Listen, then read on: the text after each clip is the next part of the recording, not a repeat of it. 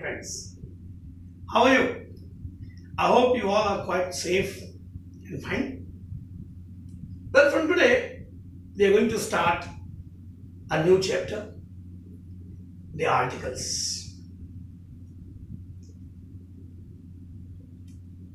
English grammar की study में articles बहुत महत्वपूर्ण है. Actually, without articles, you can never even think of completing grammar. Determiners में आपने पढ़ा था, आपको डिटरमिनर्स का नाम बता चुका हूं मैं आर्टिकल्स का. अभी हम आर्टिकल को एक इंडिपेंडेंट चैप्टर के तौर पे पढ़ने वाले हैं. आर्टिकल्स क्या हैं, इनको किस कैटेगरी में रखना है,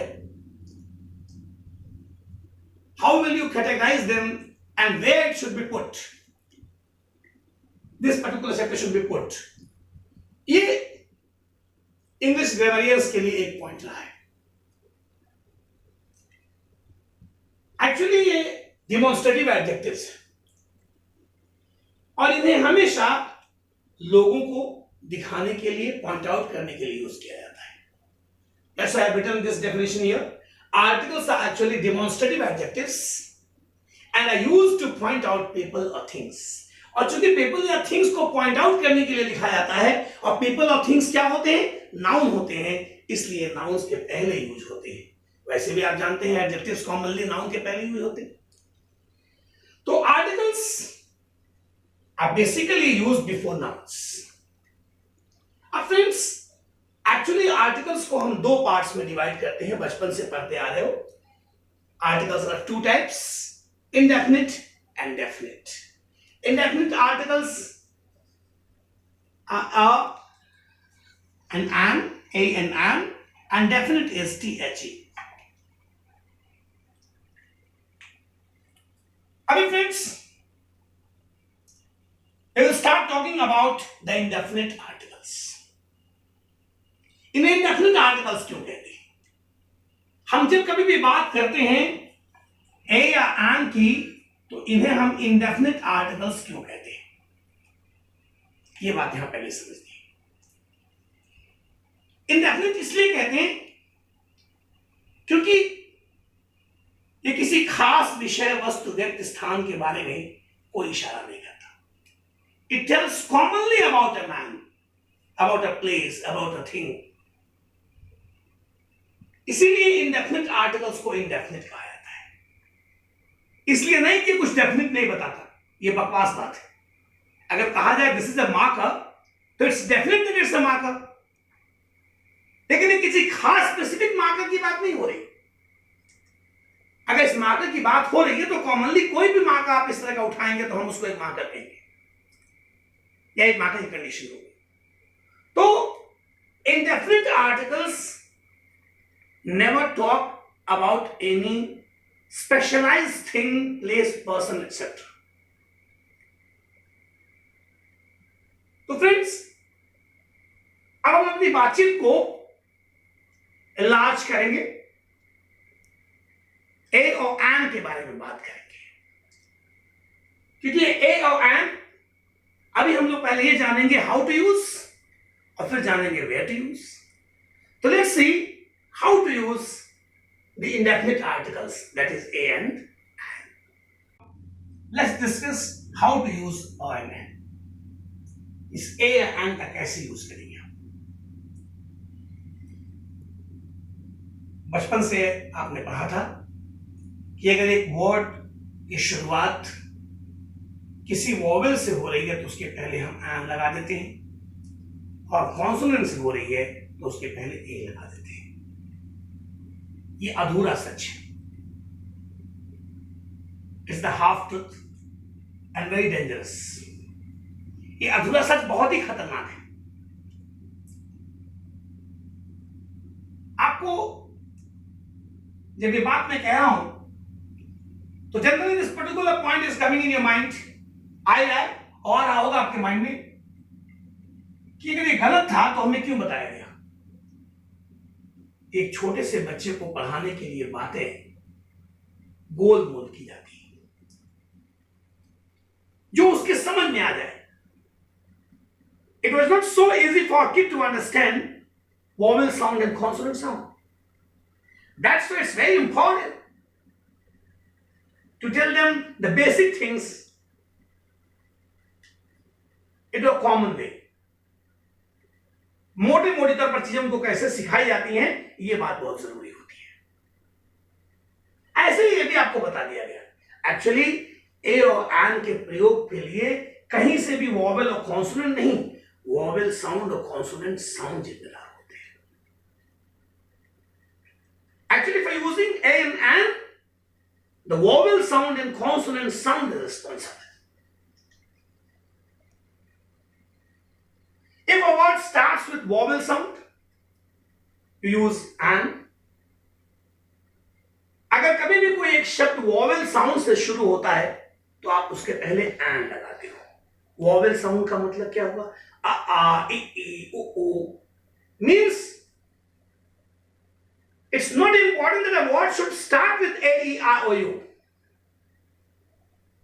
It's important that the pronunciation, the starting pronunciating sound, प्रारंभिक उच्चारण जो ध्वनि निकल रही है मुंह से, it should be a vowel sound. उसे vowel sound का होना चाहिए, तब जाकर आप उसके पहले आर लगाते हो. आओ मैं आपको दिखाता हूं. बचपन में आपने सीखा था सबसे पहले एप्पल, और आपसे कहा गया इसके पहले एन लगाते हैं. तो ये एन आपने इसलिए नहीं लगाया एप्पल के पहले क्योंकि वो ए से शुरू हो रहा है, इसलिए लगाया कि जो इस वर्ड की प्रारंभिक उच्चारण ध्वनि है वो क्या है? Apple, A. The starting sound is vowel sound and that's why you use N here.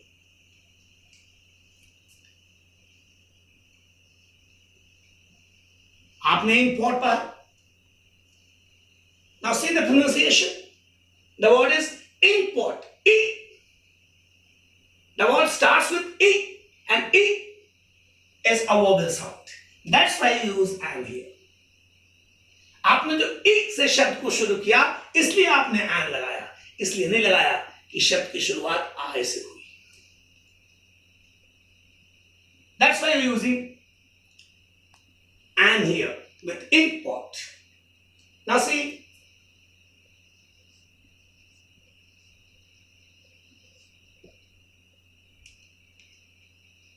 you take the word elephant, it starts with A. Since the pronunciation, the starting pronunciating sound is A and it is a vowel sound, that's why it's an. ई के कारण नहीं है N, ए के कारण N है. ए जो शब्द की शुरुआती ध्वनि है वोवेल साउंड की, उसके कारण एलिफेंट. अब फिर देखो, आप पढ़ते हो बॉय, ब किसमें आएगा? कॉन्सोनेंट साउंड में. आपने ए लगाया. एक बात आप ये भी कह सकते हो कि हमारे पहले के नियम भी तो लागू हो रहे हैं. अगर हम उसी भाषा में कह लें कि ए आई ई से शब्द शुरू है तो हमने एन लगा लिया, और बी से शुरू हुआ तो ए लगा लिया. They have seen only few words, my dear friends. एक मैं आपको बताना चाह रहा था कि in your childhood, why it was told to you? Why was it told to you? What was the reason? ये रीजन था वो कि मोटे मोटे हद तक नियरली 75% वर्ड्स ऐसे बन जाते हैं, इसलिए एक बात आपको सीधी सीधी कह दी गई. But it's really a blunder, my dear friends. आपने कुछ वर्ड्स देखे हैं, now you will start seeing those words जहां आपका पुराना नियम पूरी तरह से कट जाएगा. देखो,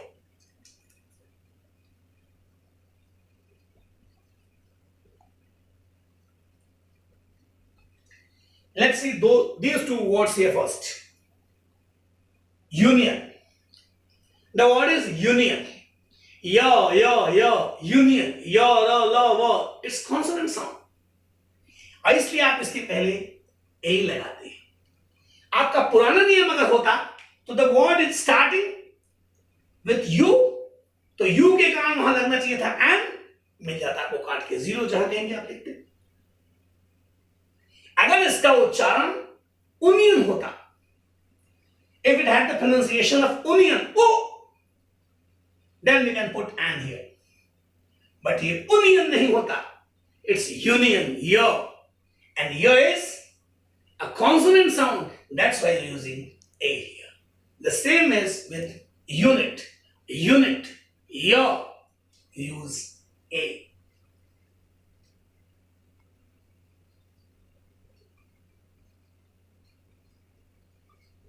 University, year, that's why you use a. देखो ये सारे वर्ड्स तुम्हारे पुराने नियम को काटते हैं. और देखो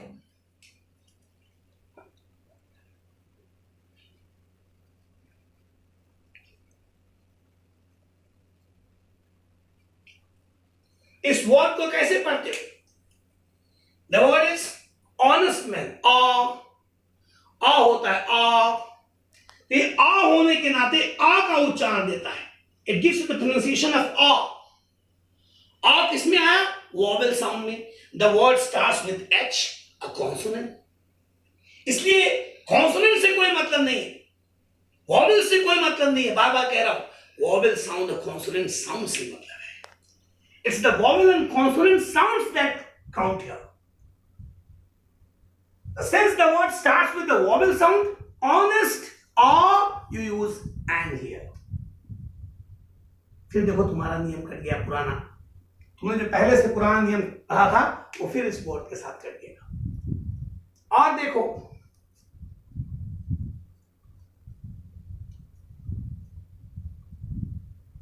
I'll take it in this way. ऐसे लो. And P. See these words. कैसे पढ़ते हैं? MP, A. शुरुआती उच्चारण देखो. See the starting pronunciation here. The starting sound is A. MP, A. And A is vowel sound. That's why you use and here. MLA, MP. इन शब्दों की शुरुआत M से नहीं हो रही. इस एम अल्फाबेट से मतलब नहीं है. बोलते हो तो you start with M A, और इस ए के नाते ये एम लगता है इन वर्ड्स के साथ. फिर देखो इस वर्ड को एया पढ़ते, इसे एया पढ़ते. एक उच्चारण इसका आया भी है. आप इसको एया पढ़ो, वारिस उत्तराधिकारी. A vowel sound, A vowel sound. तो चूंकि शब्द की शुरुआत A से होगी, आ के उच्चारण से हो रही है आ, इसलिए यहां आप एन लगाते हैं. आपने इन तमाम प्रोनाउंसिएशंस के साथ ये चीज देखी कि इनके साथ ए या एन का प्रयोग करते समय हम प्रारंभिक उच्चारण ध्वनियों को देखते हैं. The use of A and N only depends on the starting pronunciation, the starting sound of the pronunciation that comes out from your mouth. Only that counts. That's why, my dear friends, please do remember and do consider these words very seriously. ये कभी गलत नहीं होने चाहिए आपसे. अभी आपसे कुछ खास वर्ड्स के बारे में बात करता हूं जिनके बारे में विशेष confusions. First word is hotel. Normal English में इसको होटल पढ़ते थे, आप इसको होटल पढ़ें, होटल पढ़ें. तो होटल पढ़ें तो होटल पढ़ें तो ओ का उच्चारण आएगा, इसलिए एन लगना चाहिए. पहले की अंग्रेजी में इसको इसी तरह लगाते थे, आज भी ग्रामेटिकली इसको ऐसे लगाते हैं. बट स्पोकन इंग्लिश में आजकल एक फैशन है, और इस फैशन में इस वर्ड को लोग होटल पढ़ने लगे. होटल. तो अगर आप इसको होटल पढ़ रहे हैं तो आपको अ लगाना होगा.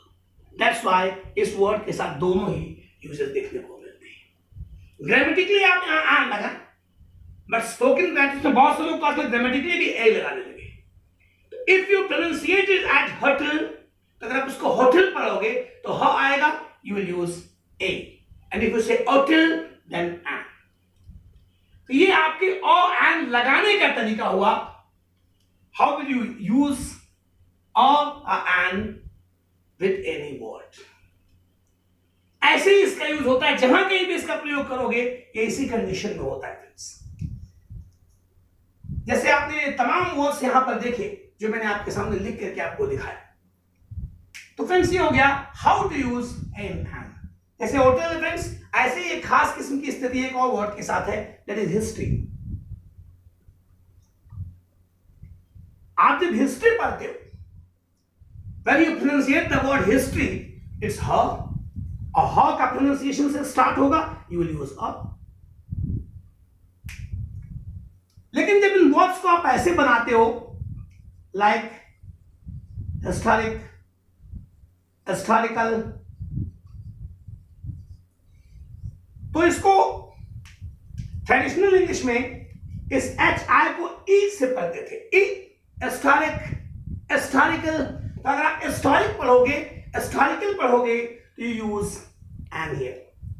लेकिन इसको भी मॉडर्न इंग्लिश में लोग हिस्टोरिकल पढ़ने लगे, specially in spoken English. That's why I is also coming here. तो these words hotel and historic, इनके साथ ये प्रॉब्लम्स हैं. You can see both the uses. That's why both the uses are correct in this connection. So friends, this was how to use an and. Now we move towards where to use. अब हम तमाम वो rules देखेंगे जहां पर ए या and का प्रयोग इंग्लिश में हम करते हैं. Where to use an and. अब ये भी देखेंगे कि वो कौन कौन सी जगह हैं जहां आप ए या एंड का यूज करते हैं. सबसे पहली बात मैंने देखी, बहुत इंपॉर्टेंट बात है, ध्यान रखिएगा. अच्छे लोग इसकी तमाम स्थितियों में बोलते समय लिखते समय गलत करते हैं कि we always use a and with a singular common noun या सिंगुलर काउंटेबल नाउन, जो भी कह रहे हैं आप. हमारे आसपास तमाम सिंगुलर कॉमन नाउन होते हैं. आप प्रॉपर नाउन और कॉमन नाउन के बीच अंतर जानते हैं?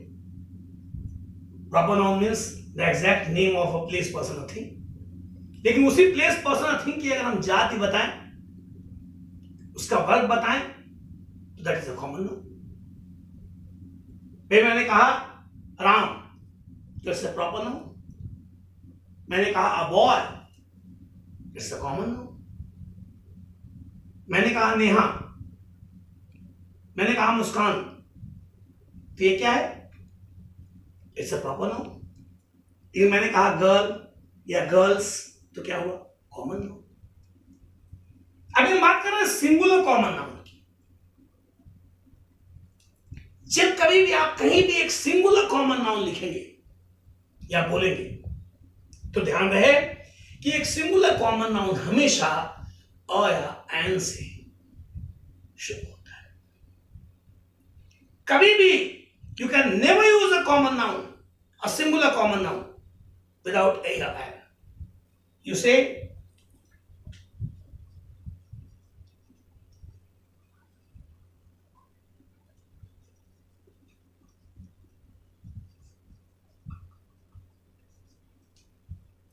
suppose you talk like this. You say he is a man. अभी देखिए मैन ये सिंगुलर कॉमन नाउन है, आ के बगैर नहीं हो सकता. This is a pencil, pencil singular common noun है, आ के बगैर नहीं आ सकता. इसके पहले एक आएगा ही आएगा, तब जाकर एक कंडीशन इस रूप में आएगी. अब फ्रेंड्स, ये जो पर्टिकुलर बात है, ये एक बहुत बड़ी बात है. इसमें एक अंतर भी समझिए. जैसे मान लीजिए मैं आपसे कहूं दिस इज अ मार्कर, ये सेंटेंस बिल्कुल सही है. अगर मैं हिंदी में कहूं कि ये एक मार्कर पेन है या यह मार्कर पेन है, तो हिंदी में दोनों सही है. मैं आपसे कहूं कि यह एक कलम है या एक कलम है, हिंदी में दोनों सही है. लेकिन इंग्लिश में दिस इज पेन कभी सही नहीं हो सकता. It's a blunder. You can never say this is pen. You have to say this is a pen. Why? Because pen is a singular common noun and you have to use a and before a singular common noun compulsorily. अनिवार्य रूप से आपको प्रयोग करना होता है। अब ये रूल एक बहुत बड़ा रूल हो जाता है मॉडर्न इंग्लिश में। इसी एक रूल से बहुत सी बातें निकलकर सामने आती हैं जहां आप अ या एन का प्रयोग करते हैं। आप इसको ही इज अ मैन, इसको आप कहते हैं वो एक आदमी है और वो आदमी है, हिंदी में दोनों सही है। तो कई बार हिंदी में कहते हैं एक के लिए हम अ का प्रयोग करते हैं, इस भाषा का प्रयोग भी करते हैं, कोई बात नहीं है, एक ही बात है, उसमें कोई अंतर नहीं। कभी कभी कोई का प्रयोग भी करते हैं, कोई के सेंस में भी आप कह सकते हैं। दूसरी बात ये हो जाती है कि एक या कोई के सेंस में इस बात को कई लोग कहते हैं कि we use a and for the sense of एक और कोई इन हिंदी। आप कहें कोई राजा था या एक राजा था। अब अगर आप ये कहेंगे कोई राजा था तो एनी किंग नहीं कहेंगे, आप कहते हैं there was a king. Sentence के पास अपना कोई सब्जेक्ट नहीं, आपको देयर को यूज करना होगा। अब आपने कहा एक राजा था, देयर वाज अ किंग, कोई राजा था, देयर वाज अ किंग। इसी बात से निकली हुई एक बात इस रूप में दिखाई पड़ती है, लेकिन तमाम बातें हैं जो भी आपको इस रूप में दिखाई पड़ती है। तो पहली बात ये याद रखें। दूसरी बात है इसके सपोर्टिव एक बात है, ये भी आपको याद रखनी होती है। ये दूसरी बात हो गई। अब आइए अगली बात आपसे करते हैं। ये ध्यान रखें कि आमतौर पर फ्रेंड्स, जब भी कभी हम किसी एक प्रोफेशन की बात करते हैं, हम किसी के ऑक्यूपेशन की बात करते हैं, तो किसी के व्यवसाय जिसे हम कहते हैं, किसी के कार्य, किसी के व्यवसाय के बारे में जब हम बता रहे होते हैं, whenever we talk about the profession or occupation of a person, we always use a and there. हम वहां भी अ या एन का यूज करते हैं for telling profession or occupation. मैंने आपसे कहा